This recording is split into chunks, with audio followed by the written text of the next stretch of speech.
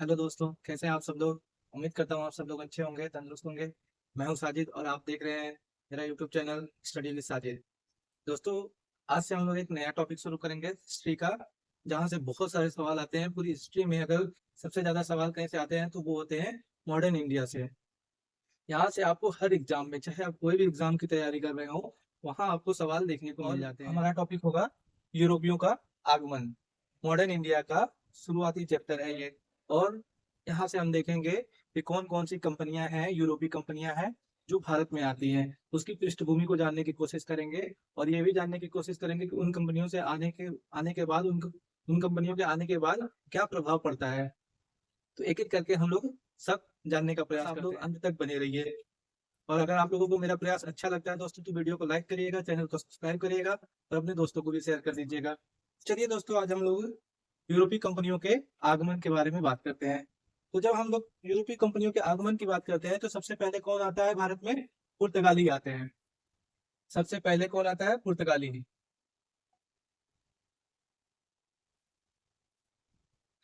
इनके आने का कारण क्या था?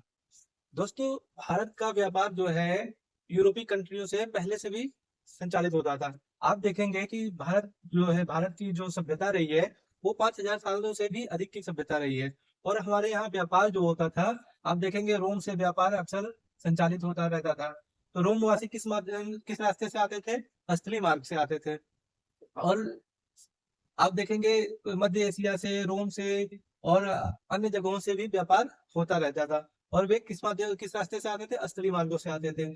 और जब ऐसी स्थिति में क्या होता है कि एक डेट है, ये एशिया है, ये भारत है,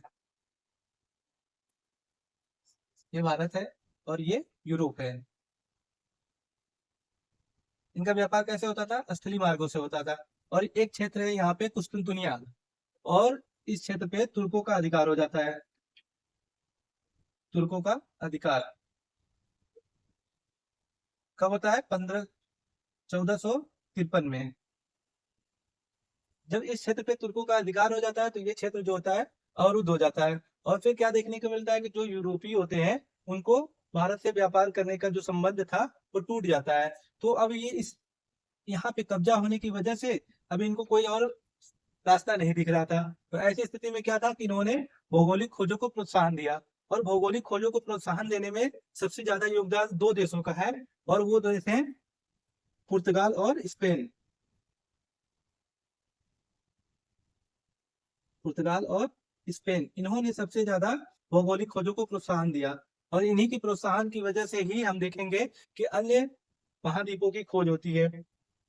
जब हम देखते हैं पुर्तगाल की बात करते हैं तो पुर्तगाल में एक राजा था जिसका नाम था हेनरी। उसको हम लोग हेनरी द नेविगेटर के नाम से भी जानते हैं। Henry the navigator.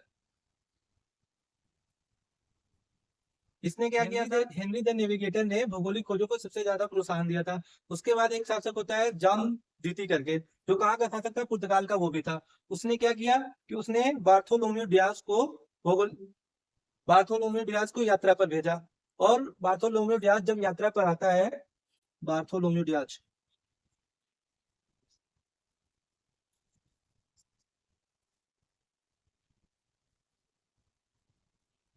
ये जब यात्रा पे आता है तो ये जो समुद्री मार्गों से होकर यात्रा करता है तो ये कहाँ तक पहुंचता है? आप देखेंगे अफ्रीका महाद्वीप का जो दक्षिणी सिरा है, जिसको हम लोग केप ऑफ गुड होप के नाम से भी जानते हैं।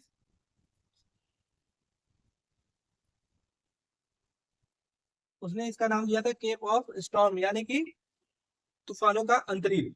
और ये यहीं से वापस चला जाता है। उसके बाद आप देखते हैं कि कुछ समय बाद एक और शासक होता है इमैनुअल करके, वो भी पुर्तगाल का था। इमैनुअल। इमैनुअल ने किसको भेजा? इमैनुअल ने भेजा था वास्को डी गामा को। Vasco D gamma. इमैनुअल ने किसको भेजा? वास्को डी गामा को भेजा। और जब वास्को डी गामा आता है तभी से भौगोलिक खोजों के बारे में हमें पूरी जानकारी मिलती है। और वास्को डी गामा जब आता है तो वो कहाँ पहुंचता है? सबसे गामा सबसे पहले आप ये देख रहे हैं, ये जो है मालाबार क्षेत्र है। और यहाँ पे जो देखेंगे आप, केरल, केरल का एक शहर है कालीकट। कालीकट। और सबसे पहले वास्को डी गामा कालीकट बंदरगाह पे पहुंचता है। कब पहुंचता है? 17 मई 1498 ईस्वी को। और उस समय यहाँ का शासक कौन था? यहाँ का एक शासक था जमोरिन, और ये जमोरिन जो थी यहाँ के शासकों की उपाधि होती थी, और इसने इसका स्वागत किया था। इस तरह से हम देखते हैं कि सबसे पहले कौन आता है? पुर्तगाली आता है भारत में। तो एक एक करके इन कंपनियों के बारे में जान लेते हैं। सबसे पहले तो सबसे पहले कौन आता है? पुर्तगाली आते हैं, और इन्होंने अपनी कंपनी का नाम क्या दिया था? एस्टाडो द इंडिया। और इनकी कंपनी का स्थापना कब हुआ था? ये जो है स्थापना है, इनकी कंपनी की स्थापना कब हुआ था? 1498 ईस्वी में। और फिर उसके बाद आते हैं डच आते हैं, जो कि हॉलैंड के निवासी होते हैं। और आप देखेंगे एक चीज, आप कंफ्यूज मत होइएगा, जब कंपनियों की स्थापना की बात होती है तो ईस्ट इंडिया कंपनी की स्थापना जो है 1599 ईस्वी में हो चुकी रहती है, और इनकी कंपनी की स्थापना जो होती है 1602 ईस्वी में होती है। अब दिक्कत क्या आती है, सवाल में लोग कंफ्यूज कहाँ होते हैं कि ये तो 1599 में स्थापना हुई है, लेकिन यहाँ पे आप दिखा रहे हैं कि ये ब्रिटिश से पहले आए हुए थे। तो ये आते पहले हैं, लेकिन इनकी कंपनी की स्थापना जो होती है बाद में होती है। तो ये आने वाला है, ये कंपनियों के आगमन का शेड्यूल है, ये कंपनियों के आगमन का शेड्यूल है, और ये स्थापना का शेड्यूल है। तो आने में क्रम में, अगर आने के क्रम में बात करेंगे तो पहले पुर्तगाली आते हैं, फिर डच आते हैं, फिर उसके बाद इंग्लैंड के निवासी ब्रिटिश आते हैं, फिर उसके बाद डेनमार्क, और फिर फ्रांस के लोग आते हैं। इस तरह से कंपनियों का आगमन है, और ये उनके स्थापना का समय है। तो डच कंपनी का नाम क्या था? वेरिंगडे ओस्ट इंडसे कंपनी, जो कि स्थापना इनकी होती है कब? 1602 ईस्वी में। और ब्रिटिश कंपनी का नाम क्या था? ईस्ट इंडिया कंपनी, और इनकी स्थापना होती है 1699 ईस्वी में। और ये भारत में कब आते हैं? ये आते हैं 1600 ईस्वी में भारत आते हैं। और फिर डेनमार्क जो है, ये ईस्ट इंडिया कंपनी इसका भी नाम था, और ये 1616 ईस्वी में इनकी कंपनी की स्थापना होती है। और फिर उसके बाद सबसे लास्ट में आते हैं फ्रांसीसी आते हैं, और इनकी कंपनी का नाम था कंपनी देश इंडसे ओरिएंटलेस, और इनकी कंपनी की स्थापना कब होती है? 1664 ईस्वी में इनकी कंपनी की स्थापना होती है। अब एक एक करके इनके बारे में हम लोग इन टॉपिक पे हम लोग एक एक करके चर्चा कर लेंगे, लेकिन सबसे पहले हम लोग पुर्तगालियों के बारे में बात कर लेते हैं। अब पुर्तगाली यहाँ आ तो गए हैं। सबसे पहले कहाँ पहुंचे? कालीकट बंदरगाह पे पहुंचे। कब पहुंचे थे? 17 मई 1498 ईस्वी को पहुंचे थे। अब यहाँ पे क्या था, ये व्यापार करने के लिए आए थे, क्योंकि ये एक कंपनी के थ्रू आए थे, तो ये व्यापार करने के पर्पज से ही आए हुए थे। तो जब ये व्यापार करने आए तो यहाँ से इन्होंने क्या क्या मिला? काली मिर्च और सूती वस्त्र इनको सबसे ज्यादा मिले। इन्होंने किस चीज का व्यापार किया? यहाँ से सस्ते दामों में इनको यहाँ पे ये चीजें उपलब्ध हो जाती थी, और ये यहाँ से लेके वापस यूरोपीय कंट्रियों में पुर्तगाल वापस चला गया। और जब ये वापस यहाँ गया तो इसने जो भी चीजें ली थी, और इसके यात्रा में जितने भी खर्च हुए थे, इसके यात्रा के दौरान जितने भी लागत लगी थी, जितने खर्च हुए थे, उन सबको निकालने के बाद इसको कितना प्रॉफिट होता है? जितना इसका खर्च हुआ था उससे 60 गुना, 60 गुना इसको फायदा मिलता है। अब जब इसको 60 गुना फायदा मिलता है, तो आप देखेंगे कि कोई भी रहेगा जिसको इसके बारे में पता चलेगा, तो वो भी क्या करेगा? वो भी वहां से सस्ते दामों पे चीजें लेने की कोशिश करेगा। तो इस तरह से आप देखेंगे कि यूरोपीय कंपनियों को प्रोत्साहन मिला। कहाँ से व्यापार करने के लिए? भारत से व्यापार करने के लिए। और किस माध्यम से? समुद्री मार्ग से। तो इस तरह से आप देखेंगे कि धीरे धीरे धीरे धीरे जो है भारत में व्यापार धीरे धीरे बढ़ने लगा। और शुरुआती दौर में भारत को भी इससे फायदा हो रहा था। तो यहाँ के लोग जो थे, यहाँ यूरोपीय कंपनियों का स्वागत करते थे। धीरे धीरे जब आप देखेंगे कि यहाँ पे व्यापार बढ़ने लगता है, तो इसके बाद वास्को डी गामा के बाद कौन आता है? के बाद आता है पेट्रो अल्बरेज। पेट्रो अल्बरेज ये कब आता है? 1500 में आता है, 1500 ईस्वी में आता है।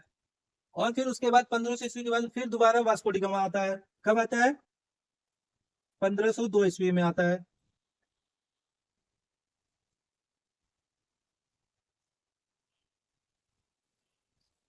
1502 ईस्वी में वास्को डी गामा दोबारा आता है। वास्को डी गामा के बारे में एक सवाल आता है कि वास्को डी गामा भारत में कितनी बार आया है? तो जब कितनी बार की बात करते हैं तो वास्को डी गामा 3 बार आया है। लास्ट टाइम कब आता है? 1524 ईस्वी में। और जब ये लास्ट टाइम आता है, इसी टाइम पे इसकी मृत्यु हो जाती है। और जब इसकी मृत्यु हो जाती है, इसको केरल में ही कोच्चि, केरल के कोचीन में ही इसको दफनाया गया है। आता कितनी बार है? ये 3 बार आता है, लेकिन वापस कितनी बार गया रहता है? 2 बार गया रहता है। ये सवाल आप लोग ध्यान में रखिएगा। अब बात कर लेते हैं, जब ये आ गए यहाँ पे, व्यापार इनका अच्छे से चलने लगा, तो धीरे धीरे पुर्तगालियों ने क्या किया? इन क्षेत्रों पे कब्जा जमाने की कोशिश किया और इन्होंने जो भी तटीय क्षेत्र थे यहाँ पे अपनी बस्तियों का निर्माण करना शुरू कर दिया। तो ऐसी स्थिति में क्या था कि एक प्रशासन के अंतर्गत लाने के लिए यहाँ पे पुर्तगाली सरकार ने क्या किया, अपने वायसराय स्थापित किए। वायसराय या गवर्नर के रूप में इन्होंने अपना एक स्ट्रक्चर तैयार कर लिया था, एक प्रशासन के अंतर्गत इन्होंने अपने आप को स्थापित कर लिया था। और धीरे धीरे जो है यहाँ के जो व्यापारी थे उनसे इनका मतभेद भी होने लगता है। एक एक करके हम लोग इस पे चर्चा करते हैं। तो सबसे पहले जब बात करते हैं, यहाँ इनको रहने के लिए जगह तो मिल गया था, ये कंपनी है तो कंपनी के थ्रू जब ये आए थे, कंपनी को स्थापित करने के लिए फैक्ट्री की भी स्थापना करने की जरूरत पड़ी होगी। तो इन्होंने अपनी पहली फैक्ट्री कब स्थापित की थी? 1503 ईस्वी में प्रथम फैक्ट्री, इसको कोठी भी कहते हैं। और इन्होंने कहा स्थापित किया था? कोचीन में। और इन्होंने पहले 1503 ईस्वी में ही इन्होंने पहला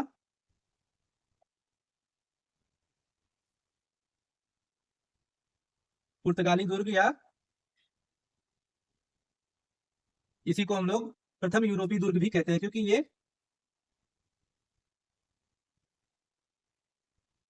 इसको प्रथम यूरोपीय दुर्ग इसलिए कहते हैं क्योंकि ये यूरोपीय कंपनियों में आने वाले पहले व्यापारी थे और इनके द्वारा स्थापित जो दुर्ग था, इसीलिए इसको हम लोग प्रथम यूरोपीय दुर्ग भी कहते हैं।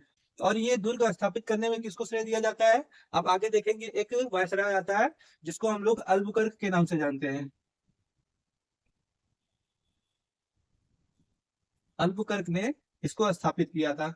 और आगे चलकर ये 1515 ईस्वी में 1509 ईस्वी में ये दूसरा पुर्तगाली वायसराय भी बनता है। अब बात करते हैं कि प्रथम वायसराय के बारे में बात कर लेते हैं। तो प्रथम वायसराय कौन बनता है? वायसराय जो है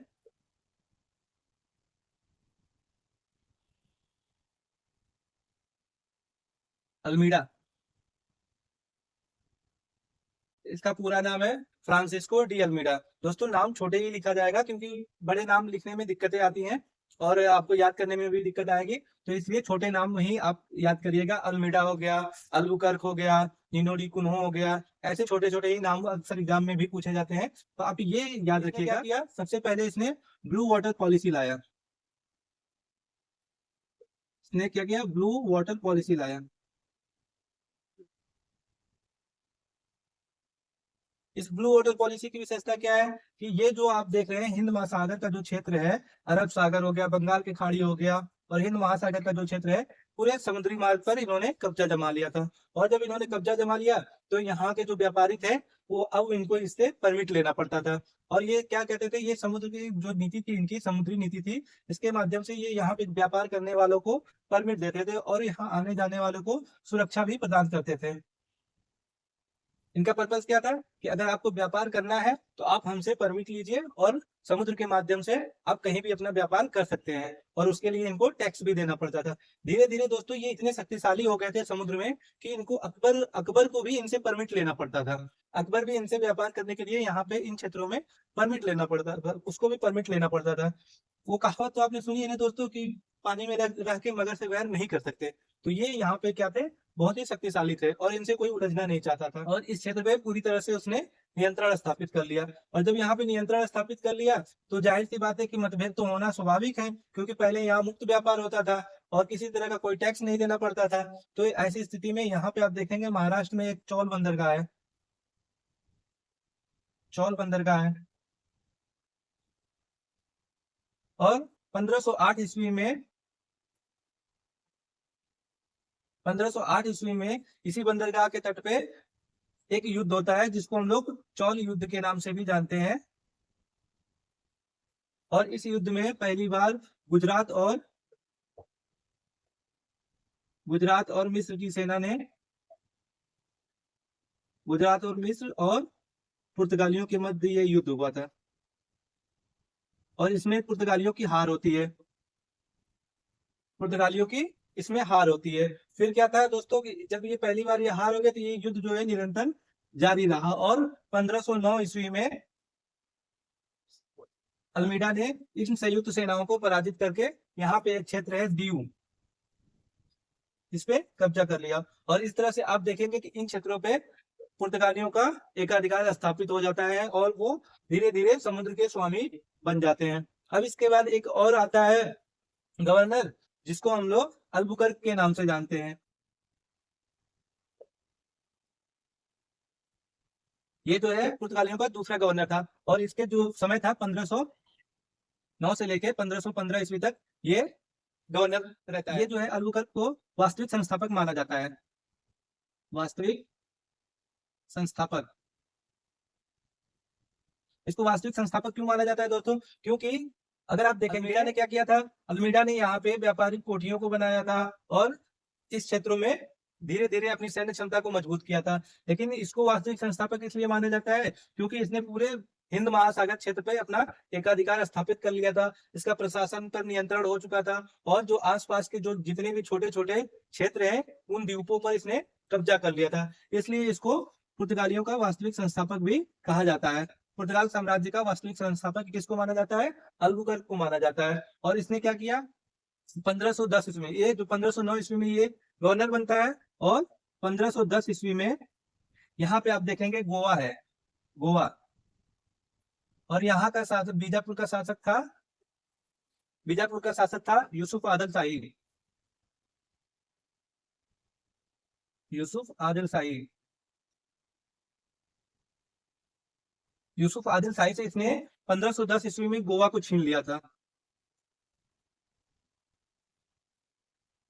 और जब ये 1510 ईस्वी में गोवा को छीन लेता है दोस्तों, तो आप देखेंगे ये इनका आगमन कब होता है? 1498 ईस्वी में पुर्तगालियों का आगमन होता है।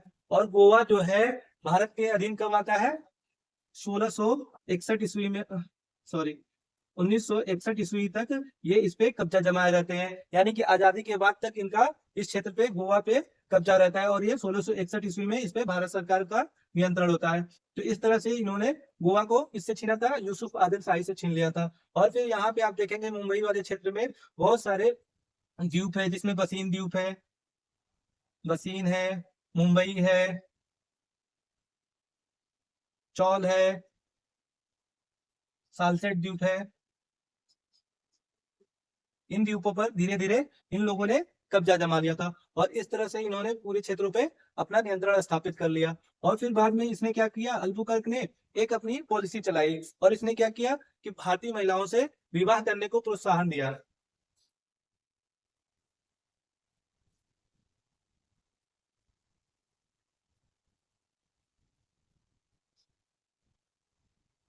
विवाह को प्रोत्साहन,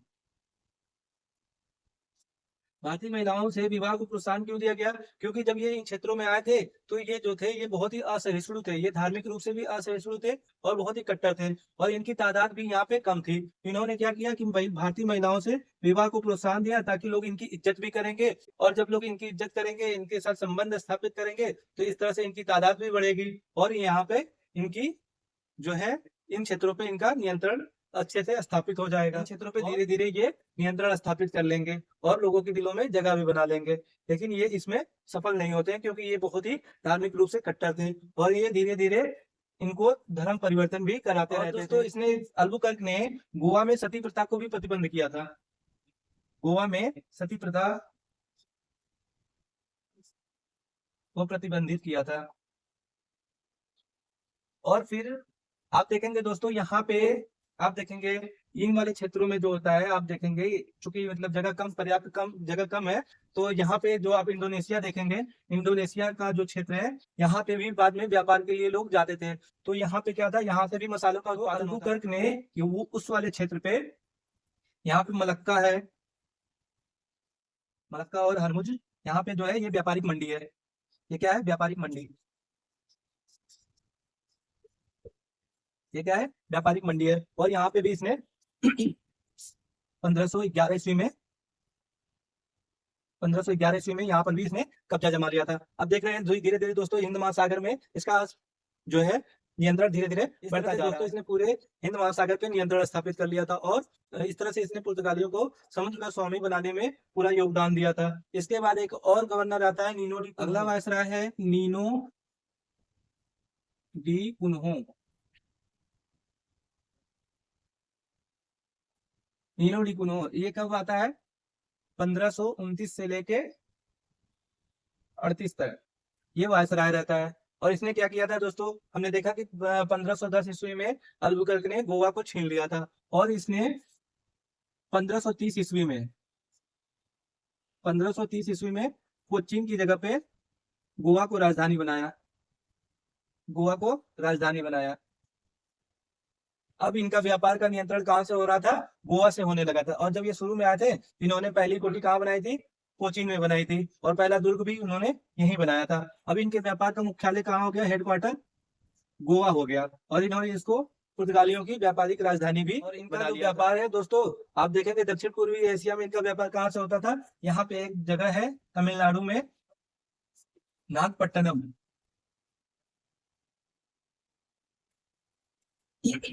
दक्षिण पूर्व एशिया में इनका व्यापार कहाँ से होता था? नागपट्टनम से। दक्षिण पूर्व एशिया में व्यापार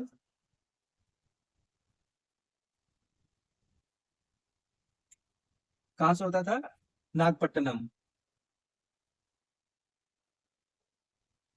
और दोस्तों 1534 ईस्वी में इसने क्या किया? बंगाल में एक शासक था महमूद शाह, और इसने 1534 ईस्वी में वहां पर अपना एक दुर्ग स्थापित किया।